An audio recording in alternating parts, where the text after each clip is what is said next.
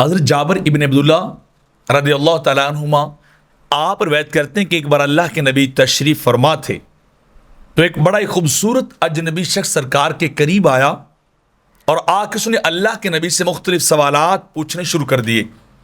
اس نے آ کے سرکار کی بارگاہ میں پہلا سوال پوچھا کہ مجھے یہ بتائیے کہ دنیا کیا ہے، دنیا کی حقیقت اور اصلیت کے بارے میں اللہ کے نبی مجھے بتائیے۔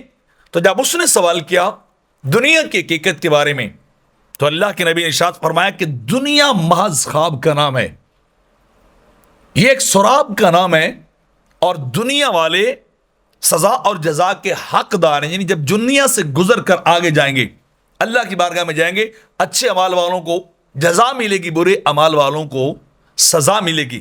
تو بہرحال دنیا ایک خواب ہے، یہ حقیقت نہیں ہے۔ یہ اللہ کے نبی نے اس کو جواب عطا فرمایا۔ اس نے دوسرا سوال کر دیا کہ اللہ کے رسول صلی اللہ علیہ وسلم مجھے یہ بتائیے آخرت کیا ہے، قیامت آخرت کیا ہے، یعنی اس دنیا کے بعد جو حیاتی وہ کیا ہے؟ تو آپ نے فرمایا کہ آخرت ایک دائمی گھر ہے، وہ اینڈ لیس لائف ہے جہاں اختتام انت نہیں ہے، اس کا کوئی انتہا اللہ نے نہیں بنائی ہے۔ اور اہل دنیا کا ایک گروہ میرے آقا نے فرمایا جنتی ہوگا اور دوسرا گروہ جہنمی ہوگا۔ بہرحال وہ آخرت والا گھر ہمیشہ رہے گا، اپنے اعمال کے حساب سے لوگ جنت بھی جائیں گے اور جہنم بھی جائیں گے۔ اس نے پھر تیسرا سوال اللہ کے نبی سے پوچھا کہ آپ بتائیے جنت کیا ہے، جنت کی تعریف اور ڈیفینیشن فرما دے، جنت کیا ہے؟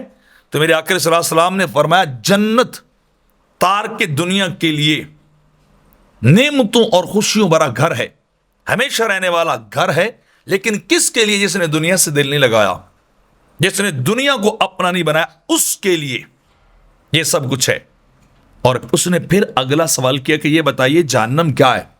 میرے آقا نے فرمایا کہ دنیا کے عاشقوں، طالب دنیا کے لیے اللہ نے ایسا ٹھکانہ بنایا ہے کہ جس سے وہ کبھی جدا نہیں ہوں گے، وہ ہمیشہ رہے گا، اس میں جلتے رہیں گے، اس میں عذاب سہتے رہیں گے۔ جہنم دنیا کے عاشقوں کا ٹھکانہ ہے۔